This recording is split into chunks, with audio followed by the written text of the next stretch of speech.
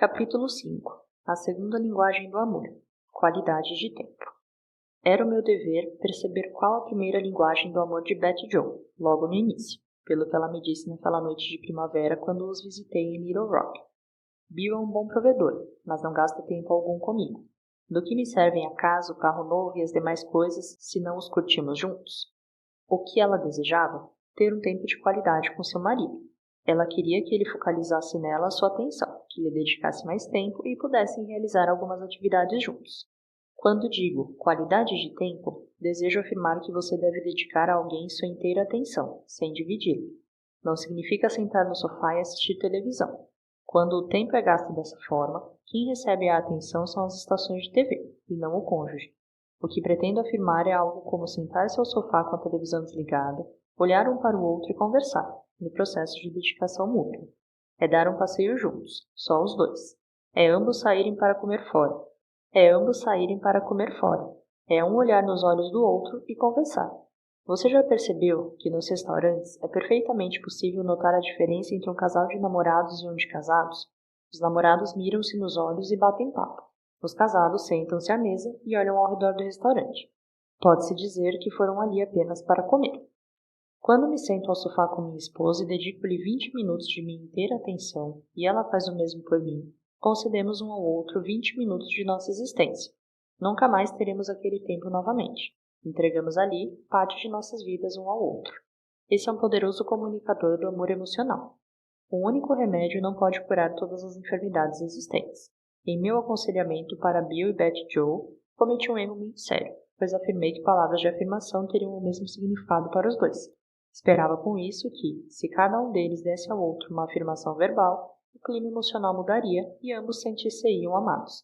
Isso funcionou para Bill. Seus sentimentos em relação a Betty Jo tornaram-se mais positivos. Ela passou a apreciar mais o trabalho duro que ele desempenhava. Porém, o mesmo não ocorreu com Betty Jo, porque palavras de afirmação não era sua primeira linguagem do amor, mas sim a qualidade de tempo.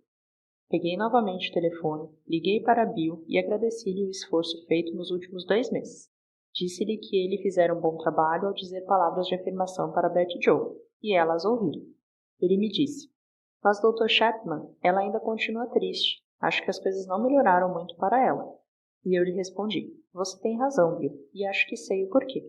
O problema é que eu sugeri a linguagem do amor errada." Bill não tinha a menor noção do que eu estava falando. Expliquei-lhe, então, que os motivos que levam uma pessoa a experimentar o amor emocional por outra não são necessariamente os mesmos.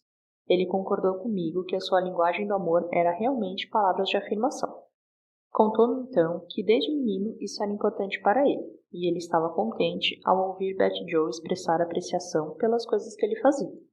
Expliquei, então, que a linguagem de Betty Jo não era palavras de afirmação, mas sim qualidade de tempo. Passei-lhe também o conceito de dedicar atenção integral ao cônjuge, dizendo-lhe que não deveria ouvi-la enquanto lia jornal ou assistia televisão, mas sim olhá-la nos olhos e dedicar-lhe toda a atenção. Fazer com o cônjuge algo que ele aprecia, e ser realmente sincera nesta atividade.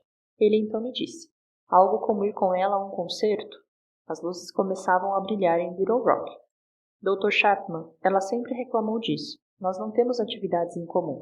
Realmente não gasto sequer um momento com ela. Betty Jo lembra-me o tempo todo que antes de nos casarmos, costumávamos passear e tínhamos várias atividades juntos. Mas agora vivo ocupada demais. Esta é realmente a sua linguagem do amor, sem sombra de dúvida.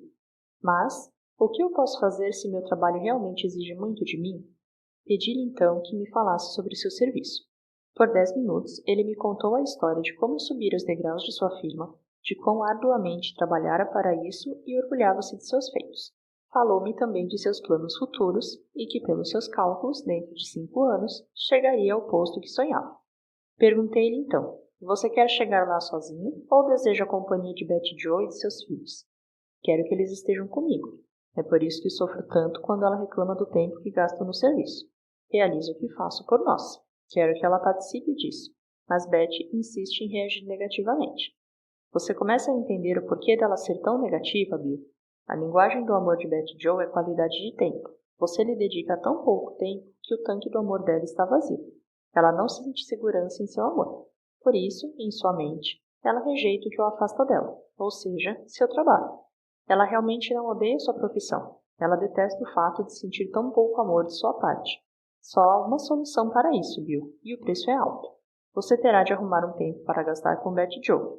Você precisa amá-la na linguagem dela. O senhor está certo, Dr. Chapman. Como devo começar? Você ainda tem o caderno onde anotou as características positivas de Betty Joe? Tem, está bem aqui. Ótimo. Faça uma outra lista. O que, em sua opinião, Betty Joe gostaria de realizar em sua companhia? Procure lembrar-se de coisas que ela já mencionou ao longo dos anos. E a lista de Bill ficou assim. Pegar nosso carro novo e irmos para as montanhas passar uma semana, às vezes com as crianças ou somente nós dois. Encontrá-la para almoçar, em um bom restaurante ou algumas vezes até no McDonald's. Contratar uma babá para cuidar das crianças e juntos jantarmos fora, só nós dois. Todas as vezes que eu chegar em casa à noite, sentar e contar a ela sobre meu dia e ouvir o que ela tem a dizer sobre o dela.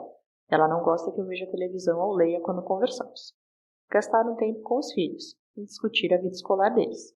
Gastar um tempo só brincando com as crianças. Fazer em um determinado sábado um piquenique com ela e as crianças e não reclamar das formigas e nem das moscas. Tirar férias com a família pelo menos uma vez por ano. Sair para conversarmos enquanto caminhamos, mas sem andar na frente dela. Ao terminar a lista, Bill disse: são essas as coisas das quais me recordo que ela fala ao longo de todos estes anos. Você já sabe o que vou sugerir, não é, Bill? Colocar essa lista em prática, não é? Respondeu ele. É isso mesmo. Um tópico da lista por semana, durante os próximos 2 meses. Como vai arrumar tempo? Dê um jeito. Você é um homem inteligente e não estaria onde está se não soubesse tomar decisões importantes. Você possui a habilidade para planejar sua vida e incluir Betty Joe nos seus planos. Está certo. Vou dar um jeito. Outra coisa, Bill. Tal projeto não implica na diminuição de seus alvos. Significa que, quando você chegar ao topo, Betty Joe e seus filhos estarão lá com você. O aspecto central da qualidade de tempo é estar próximo. Não quero dizer simples proximidade. O estar junto tem a ver com o focalizar a atenção. É isso que eu mais desejo. Esteja eu no topo ou não, quero que ela seja feliz e pretendo desfrutar a vida ao seu lado das crianças.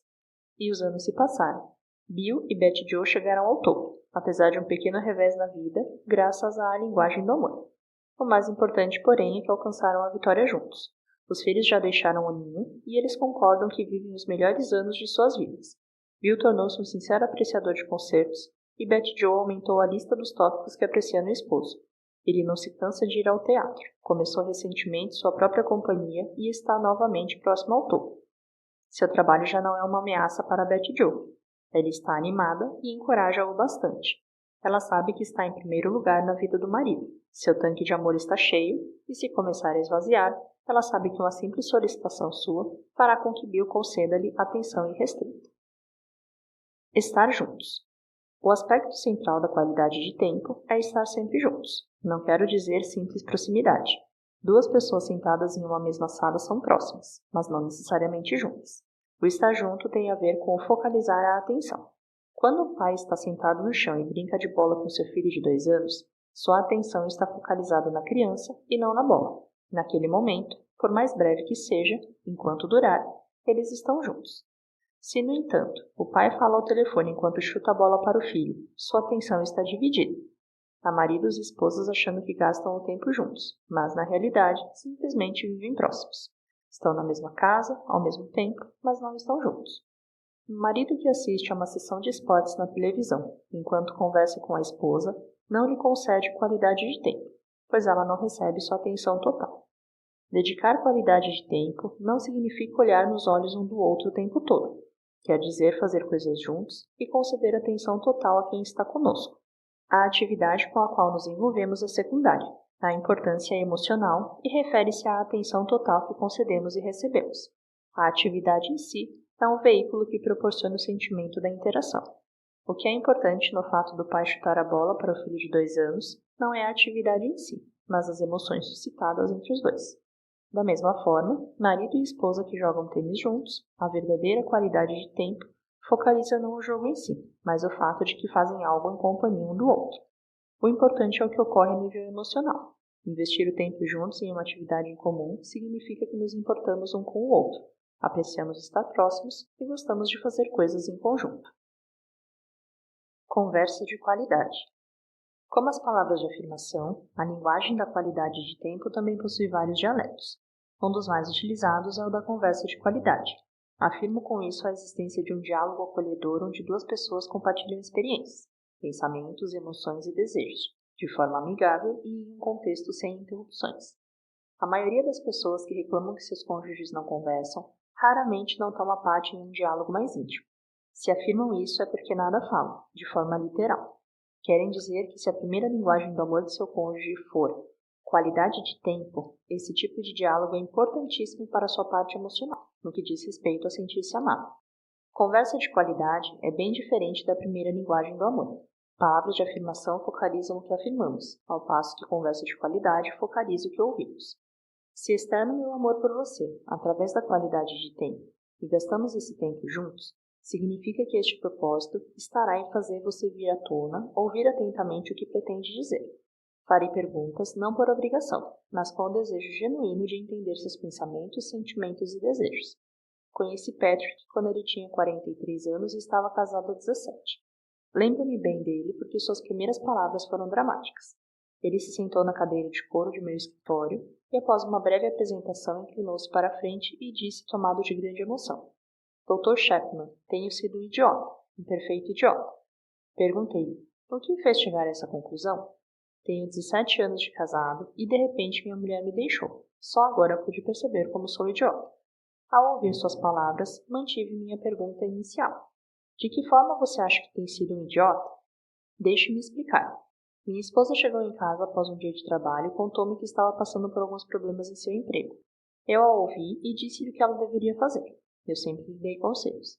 Então afirmei que ela mesma precisava confrontar aquela situação, pois os problemas não costumam sumir facilmente, e ela deveria conversar com as pessoas envolvidas ou o supervisor de seu departamento. Seria necessário que ela enfrentasse aquela situação. No dia seguinte, porém, ela chegou do serviço e falou dos mesmos problemas. Eu então perguntei se ela fizera o que eu sugerira no dia anterior. Ela sacudiu a cabeça e disse que não. Repeti naquele momento o mesmo conselho. Disse-lhe que aquela era a forma correta de lidar com a situação. No dia seguinte, ela chegou em casa e apresentou novamente os mesmos problemas. Mais uma vez, eu lhe perguntei se fizera o que eu propusera. Mais uma vez, ela sacudiu a cabeça e disse que não. Após umas 3 ou 4 noites, fiquei muito bravo e disse-lhe que não contasse mais comigo enquanto eu não fizesse o que eu lhe recomendara. Ela não precisava viver sob aquela pressão, pois resolveria seu problema se simplesmente fizesse o que eu lhe falara. Na próxima vez em que ela veio me falar sobre aquele problema, eu lhe disse: não quero mais ouvir sobre isso. Já lhe falei várias vezes o que fazer. Se você não quer ouvir meus conselhos, também não desejo mais ouvir falar sobre esse assunto. Muitos de nós somos treinados a analisar problemas a fim de dar-lhes soluções. Esquecemos que o casamento é um relacionamento e não um projeto a ser terminado ou um problema a ser resolvido. Ele prosseguiu o seu relato. Eu me retirei e dirigi-me ao meu trabalho. Como fui idiota, agora percebo que, quando ela me falava sobre suas lutas do trabalho, não desejava meus conselhos. Ela queria solidariedade. Desejava que eu a ouvisse, desse-lhe atenção e dissesse-lhe que entendia a dor, a pressão e a tensão pelas quais ela passava. Ela queria ouvir que eu a amava e estava ao seu lado. Ela não desejava conselhos, porém a minha compreensão. Mas eu jamais tentei entendê-la. Estava muito afastado dela ao conceder-lhe apenas conselhos. Que louco fui eu! E agora ela foi embora. Por que a gente não percebe estas coisas quando estamos passando por elas? Eu estava completamente cego para o que acontecia. Só agora percebo como falhei com ela. A esposa de Patrick suplicava por uma conversa de qualidade. Emocionalmente, ela esperava que ele lhe desse ouvidos ao ouvir sua dor e frustração. Patrick, porém, não focalizava sua atenção em ouvir, mas em falar. Ele escutava somente o suficiente para perceber o problema e formular uma saída. Ele não a ouvia o tempo necessário para compreender sua súplica por apoio e compreensão. Nós somos como Patrick. Somos treinados para tomar conhecimento dos problemas e dar soluções. Esquecemos que o casamento é um relacionamento, não um projeto a ser terminado ou um problema a ser resolvido. Uma convivência a dois implica em simpatia, em ouvir com a intenção de entender o que o outro cônjuge pensa, sente e deseja. Devemos também estar dispostos a aconselhar, mas somente quando solicitados e jamais de forma arrogante. A maioria de nós não sabe ouvir. Somos mais eficientes em pensar e falar. Aprender a ouvir pode ser tão difícil quanto estudar uma língua estrangeira. Porém, se quisermos comunicar o amor, precisamos aprender. Isso é especialmente importante se a primeira linguagem de seu cônjuge for qualidade de tempo, e se o dialeto dele for conversa de qualidade. Felizmente, há muitos livros e artigos escritos sobre a arte de ouvir. Não repetirei o que já foi escrito em vários outros trechos, mas gostaria de dar algumas dicas que podem ajudar bastante. Número 1. Procure olhar nos olhos de seu cônjuge quando ele lhe falar alguma coisa. Essa atitude ajuda sua mente a não divagar e comunica que ele realmente recebe sua total atenção. Número 2. Não faça outra coisa enquanto ouve seu cônjuge. Lembre-se, qualidade de tempo é dedicar ao que lhe fala sua total atenção. Se você porventura assistir TV, ler ou praticar qualquer outra atividade pela qual esteja muito envolvido e não puder desviar a atenção imediatamente, diga isso a seu cônjuge. Sei que você quer falar comigo agora e estou interessado em ouvir. Só que gostaria de conceder-lhe mais atenção, e no momento não é possível. Se você me conceder 10 minutos para eu terminar o que estou fazendo, sentaremos juntos e então ouvirei o que você tem a dizer. A maioria dos esposos ou esposas deverá atender a uma solicitação dessas. Número 3. Escute o sentimento. Pergunte a você mesmo o tipo de emoção que seu cônjuge sente no momento. Quando achar que descobriu, confirme. Por exemplo, tenha a impressão de que você está desapontado por eu ter esquecido dele. Essa é uma oportunidade para você certificar-se de seus sentimentos. Também comunica que ouve com atenção o que lhe é dito. Número 4. Observe a linguagem corporal. Punhos cerrados, mãos trêmulas, lágrimas, senho franzido e expressão dos olhos fornecem pistas do que seu cônjuge sente. Algumas vezes, a linguagem verbal diz uma coisa, enquanto a corporal afirma outra. Solicite um esclarecimento a fim de poder confirmar seus reais sentimentos. Número 5. Recuse interrupções. Pesquisas recentes indicam que, em média, as pessoas ouvem apenas 17 segundos antes de interromperem para inserir na conversa as próprias ideias. Se eu lhe dedicar minha total atenção enquanto você fala, evitarei defender-me a fim de fazer-lhe acusações ou mesmo, dogmaticamente, evidenciar minha posição. Meu objetivo é perceber seus sentimentos e pensamentos. O alvo não é autodefender-me ou permitir que você ganhe uma discussão. A intenção é compreender. Aprendendo a falar. Uma conversa de qualidade requer não somente consideração ao ouvir, mas também disposição em expor-se. Quando uma esposa diz: "Gostaria tanto que meu marido conversasse comigo, nunca sei o que ele pensa ou sente." Ela clama por intimidade, quer sentir-se próxima de seu esposo. Mas, como sentir-se ao lado de alguém a que não conhece? Para que ela se sinta amada, o marido precisa aprender a se expor. Se a primeira linguagem do amor dela for qualidade de tempo, e seu dialeto conversa de qualidade, seu tanque emocional nunca estará completo até que ele partilhe com ela seus pensamentos e sentimentos. Se você precisa aprender a linguagem da conversa de qualidade, comece a observar as emoções que sente quando está fora de casa. Para muitos de nós, o ato de expor-se não é nada fácil. Muitos adultos foram criados em lares onde a expressão dos pensamentos e sentimentos não só jamais foi encorajada, como também era condenada. Pedir um brinquedo era recebido como um sermão sobre a situação econômica familiar. A criança sentia-se culpada por causa daquele desejo, e então rapidamente aprendia a não expressar mais seus desejos. Quando um filho ou filha expressava raiva, os pais repreendiam-no severamente com palavras condenatórias. O que acontecia então? A criança aprendia que expressar sentimentos de raiva também não era algo apropriado. Se um deles passasse a sentir-se culpado por expressar seu desapontamento pelo fato de não poder ir ao supermercado com o pai, aprendia a guardar seu desagrado para si. Nós, adultos, ao atingirmos a maturidade, aprendemos a negar nossos sentimentos. Deixamos de ter contato com o nosso ser emocional. Uma esposa pergunta a seu marido: "Como você se sentiu com a reação de Mark?" E o marido responde: "Eu acho que ele está errado. Ele deveria ter feito assim, assim e assim." Note, porém, que ele não expressa seus sentimentos, simplesmente manifesta seus pensamentos. Talvez ele tenha motivos para sentir-se triste, com raiva ou desapontado. No entanto, vive há tanto tempo no nível do raciocínio que nem ao menos reconhece a existência de seus sentimentos. O ato de aprender a linguagem da conversa de qualidade pode ser comparado ao aprendizado de uma língua estrangeira. O início sempre é uma aproximação dos sentimentos, e o aluno pouco a pouco torna-se consciente de que é uma criatura emocional, apesar do fato de ter ignorado aquela faceta de sua vida. Se você precisa aprender a linguagem da conversa de qualidade, comece a perceber os sentimentos que lhe ocorrem quando está longe de casa. Compre um bloquinho de rascunho e mantenha-o diariamente com você. 3 vezes, durante o dia, faça a si mesmo as seguintes perguntas: que emoções senti nas últimas 3 horas? O que senti a caminho do trabalho quando o motorista atrás de mim ficou o tempo todo colado em meu para-choque? Como eu me senti quando fui colocar combustível no carro e a bomba automática não funcionou e fez com que o tanque transbordasse, derramasse e molhasse de gasolina toda a parte de trás do carro? Como eu me senti quando, ao chegar ao escritório, soube que minha secretária fora requisitada para um outro projeto da empresa e não estaria presente toda a manhã? Como eu me senti quando meu supervisor me comunicou que o projeto no qual eu trabalhava teria de ser concluído em 3 dias, quando eu pensei que teria mais 2 semanas? Escreva seus sentimentos no bloco de rascunho e ao lado coloque 1 ou 2 palavras para lembrar do evento correspondente ao sentimento. Sua lista deve ficar mais ou menos assim. Situação 1. Motorista colado atrás. Sentimento: raiva. Situação 2. Posto de gasolina. Desagrado. Situação 3. Sem secretário. Desapontado. Situação 4. Projeto em 3 dias. Frustrado. Faça esse exercício 3 vezes ao dia e você descobrirá sua natureza emocional. Utilize seu bloquinho e comunique a seu cônjuge as emoções que experimentou, juntamente com as situações enfrentadas. Quanto mais você fizer isso, melhor será. Em algumas semanas, sentir-se-á mais confortável para expressar suas emoções a ele ou ela. Finalmente, será também capaz de mais à vontade conversar sobre seus sentimentos em relação ao esposo, aos filhos e a eventos que ocorram em casa. Lembre-se que as emoções em si não são certas nem erradas, são simplesmente nossas reações psicológicas aos acontecimentos da vida. Constantemente tomamos nossas decisões baseadas em nossos pensamentos e emoções. Quando o motorista estava grudado em seu carro, a caminho do trabalho, e você ficou com raiva, será que alguns dos seguintes pensamentos passaram por sua cabeça? Gostaria que ele saísse da pista. Gostaria que ele me ultrapassasse. Se eu não corresse o risco de ser multado, gostaria de pisar fundo o acelerador e deixá-lo para trás comendo poeira.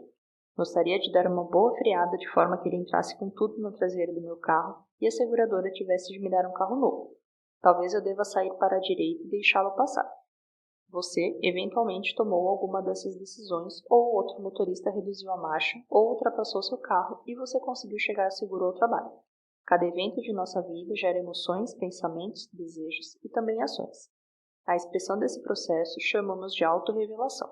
Se você optar em aprender o dialeto da conversa de qualidade, esse é o caminho pelo qual deverá trilhar.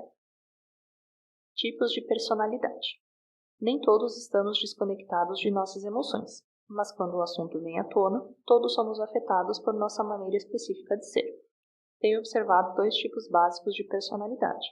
Ao primeiro, chamarei de Mar Morto. Na pequena nação de Israel, o Mar da Galileia segue rumo ao sul através do Rio Jordão até o Mar Morto. Este não vai a lugar nenhum. Ele recebe, mas nada retribui. Este tipo de personalidade adquire muitas experiências, emoções e diversos pensamentos ao longo do dia. Possui um amplo reservatório onde armazena informações e sente-se absolutamente feliz em não falar. Se você perguntar à personalidade Mar Morto, o que há de errado? Por que você ainda não abriu a boca esta noite? A resposta muito provavelmente será: nada há errado. Por que você pensa assim? E aquela resposta será absolutamente honesta. Ele está feliz por não falar nada. Gostaria de fazer uma longa viagem de norte ao sul do país para não lhe dizer uma única palavra e estar sinceramente feliz. Em outro extremo, porém, encontra-se o riacho rápido. Esse tipo de personalidade pode ser descrita como aquela que, entre o que passa pelos olhos ou ouvidos, leva no máximo 60 segundos até que saia pela boca. Sobre o que veem ou ouvem, falam rapidamente. De fato, se não houver ninguém em casa para que comentem a respeito, darão um jeito para falar com alguém. Sabe o que eu ouvi hoje? Sabe o que eu ouvi hoje? Se não conseguem conversar ao telefone, falam consigo mesmos, porque não possuem algum reservatório. É comum que o Mar Morto e o Riacho Rápido casem-se. Isso ocorre porque, quando estão em pleno namoro, as características opostas tornam-se muito atraentes para ambos. Uma forma de se aprender novos padrões de comportamento é estabelecer diariamente um período no qual cada um poderá falar sobre 3 situações que ocorreram durante o dia e os sentimentos que tiveram em relação a elas. Se você for o Mar Morto e sair com o Riacho Rápido, provavelmente terá uma noite maravilhosa. Não terá de se preocupar em iniciar uma conversa e nem em mantê-la. Para falar a verdade, não deve nem pensar sobre isso. Tudo o que fará será balançar sua cabeça e fazer aham, e esta expressão preencherá a noite toda. Você chegará em casa e pensará: que noite, que pessoa maravilhosa. Por outro lado, se for um riacho rápido e sair com o Mar Morto, também terá um encontro igualmente maravilhoso, porque este reservatório é o melhor ouvinte do mundo. Você deve falar durante umas 3 horas. O Mar Morto ouvirá atentamente o riacho rápido e ao chegar em casa em seu comentário será: que pessoa maravilhosa! Haverá uma atração recíproca. Porém, 5 anos após o casamento, o riacho rápido acordará em uma bela manhã e dirá: estamos casados há 5 anos, mas eu não o conheço. O Mar Morto, por outro lado, dirá: e eu a conheço muito bem. Gostaria muito que ela interrompesse um pouco esse dilúvio de palavras e desse-me atenção. A boa notícia nisso tudo é que o Mar Morto provavelmente aprenderá a falar e o riacho rápido saberá ouvir. Somos influenciados, mas não dominados por nossas personalidades.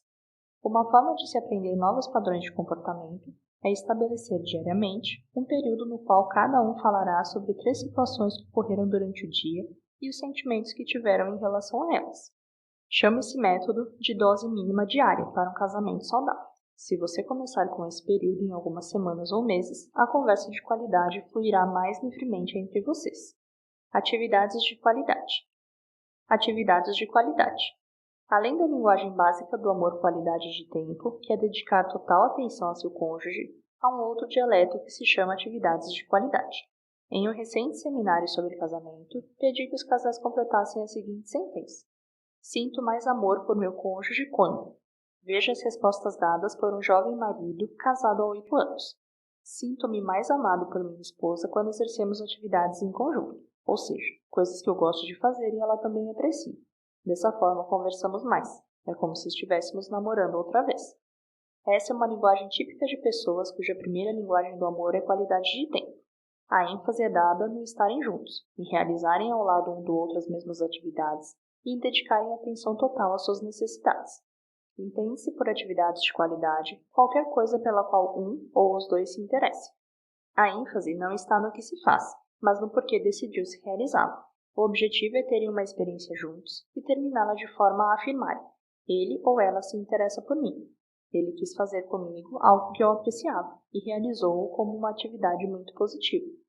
Isso é amor, e para algumas pessoas é a forma em que ele fala mais alto.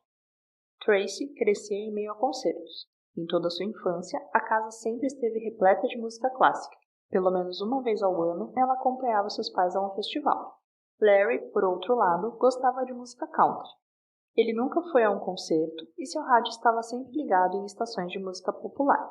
Ele chamava a preferência de sua esposa de sinfonia de elevador.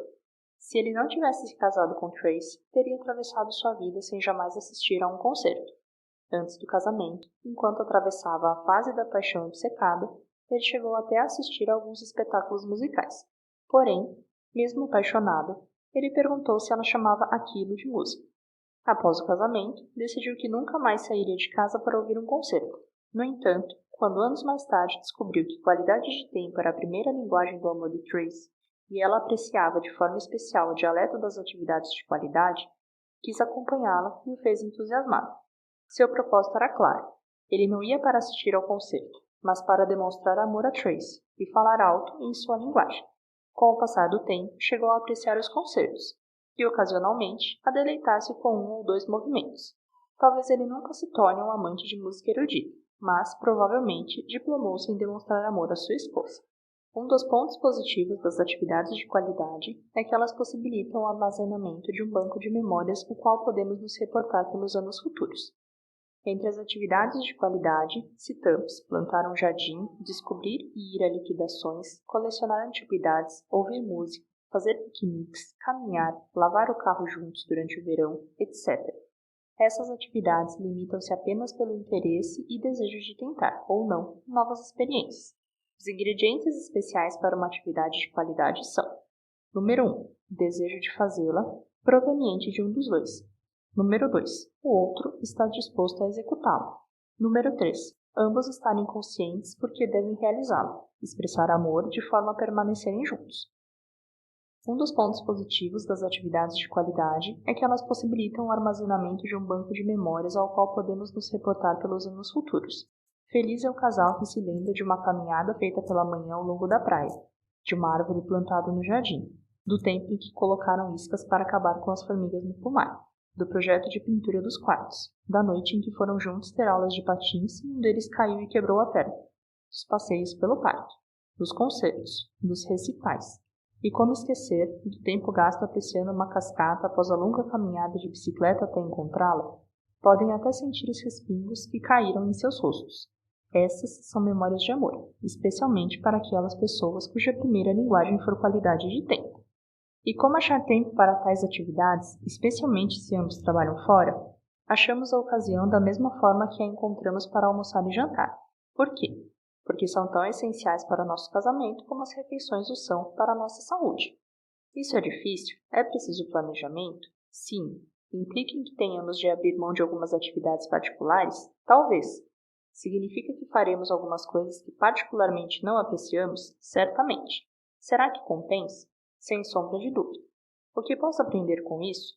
O prazer de viver com um cônjuge que é amado e sabe disso, pois compreende que o esposo ou esposa aprendeu a falar sua primeira linguagem de forma fluente. Gostaria de dar uma palavra de agradecimento a Bill e Betty Joe de Little Rock, que me ensinaram o valor da primeira linguagem do amor, palavra de afirmação, e também a segunda, qualidade de tempo. Agora, vamos até Chicago para encontrarmos a terceira linguagem do amor,